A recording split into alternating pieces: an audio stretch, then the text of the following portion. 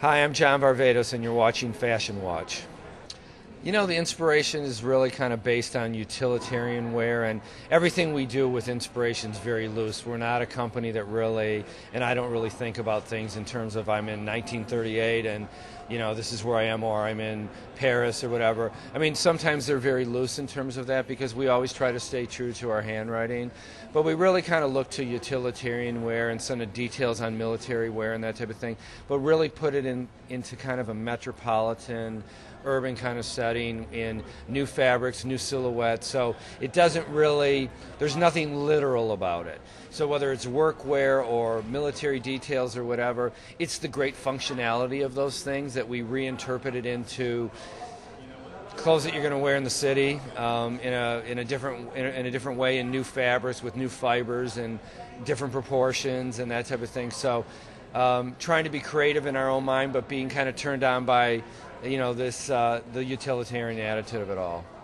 We have a lot of new silhouettes this time. Proportions have kind of changed. We've got very sleek in general in terms of slimming things down. Jackets are shorter. There's a lot of vests in the show. Kind of less fluidness and a little bit more firmness to the fabrics right now, not as much, you know, soft drapey type of things. It's menswear, you know, so it's tweaks on the silhouettes, but it's for us it's kind of a movement really, because we moved from last season being much slouchier to this season being completely away from slouchy. The grounds of it are based in kind of where we normally are, which is a little earthen kind of grounds, but there's a lot more pops of color than what, you know, teals, what I call swimming pool blues. There's kind of redwood bricky kind of colors. There's like burnt orange, and the mix of color and some bright yellows and things. And the way we mix it is a lot less tonality than what we've done in the past. Usually we're very much in a tonality mode, and this season we kind of moved out of that. And it feels good to me. It feels kind of fresh to mix it up and break any kind of uniform we've ever started from season to season. And it also makes me, the next season, want to do something a little different than that again. Menswear Designer of the Year. Big smile.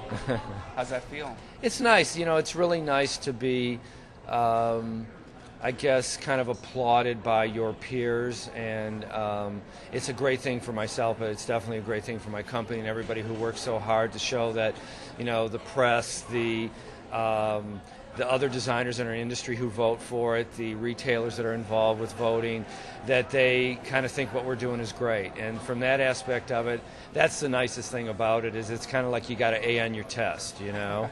And, you know, when you got those, or that little pat on your back, and everybody needs that sometimes. So it's really a nice thing, and it's such an honor. I'm always laid back about everything, and I just kind of do what I do. And I really, of course, you're aware that everybody's watching.